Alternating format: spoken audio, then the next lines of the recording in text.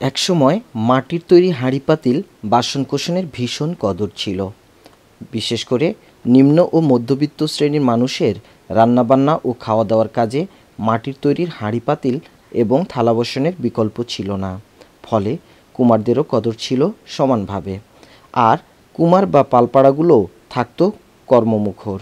কিন্তু বর্তমানে মাটির তৈরি হাঁড়ি পাতিল ও থালা বাসনের আগের মতো কদর নেই। অত্যাধুনিক ও উন্নত মানের মেলামাইন সামগ্রী, স্টেনলেস স্টিল, কাঁচ, প্লাস্টিক এবং কড়ির পণ্য উঁচু নিচু সব শ্রেণীর মানুষের ঘরে জায়গা করে নিয়েছে। ফলে মানুষ এখন আর আগের মতো মাটির তৈরি হাঁড়ি পাতিল ও থালা বাসন ব্যবহার করছে না। শুধু তাই নয়, বাসাবাড়ির সৌন্দর্য বর্ধনের জন্য মাটির তৈরি শোপিসের পরিবর্তে কাঁচের ও প্লাস্টিকের তৈরি বাহারি রকমের শোপিস ব্যবহার হচ্ছে। ক্রমশ কমে যাচ্ছে মাটির জিনিসের চাহিদা। এতে করে পালপাড়া বা কুমারপল্লীর কুমাররাও হয়ে পড়ছে কর্মহীন। বাপদাদার শেখানো এ পেশায় টিকে থাকতে না পেরে অনেকেই ছেড়ে চলে যাচ্ছে অন্য পেশায়। এখন এলিমেন্ট শিল্পার বিভিন্ন সংস্কার এসে আমাদের হাঁড়ি পাতিল তো মনে করেন যে নেই না। আবার যে এই যে আমরা রিং পাট যে আমরা তৈরি করছি বিক্রি করব, এর জন্য আমাদের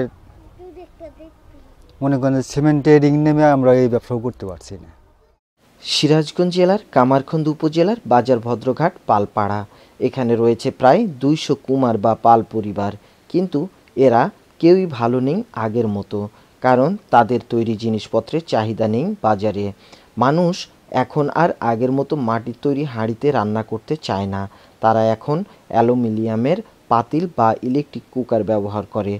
অপরদিকে মাটির থালাতে ভাত খাওয়ার কথা তো এখন শুধু ইতিহাসই বটে। চলার জন্য আমাদের মাটির পাতিল, মাটির জিনিসপত্র খুবই কম চলে, খুবই নেয় না, যে ভেঙে যায় এরকম এই জিনিস, আর ওগুলো অনেক দিন যায়, সেজন্য আমাদের একটু ক্ষতি। কিন্তু মাটির জিনিসে অনেক কিছু উপকার আছে, যেরকম এই স্টিলের ইয়েতে খাইলে পারে চোখের জ্যোতি নষ্ট হয়, আমাদের এগুলো মাটির ইয়েতে খাইলে পারে চোখের জ্যোতি অনেক ভালো হয়, সেটা তো বোঝে না। এত কিছুর পরেও থেমে নেই এই পেশার মানুষের এগিয়ে চলা।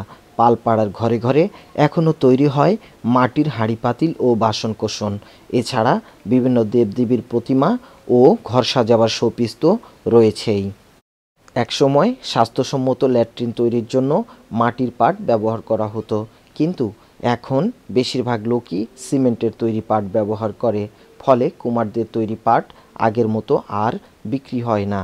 এদিকে ঠিকমতো বেচাকেনা না হওয়ায় অধিকাংশ কুমারী পড়ছে পুঁজি সংকটে। কেউ কেউ ধক্কল কাটিয়ে উঠতে না পেরে সরে যাচ্ছে অন্য পেশায়।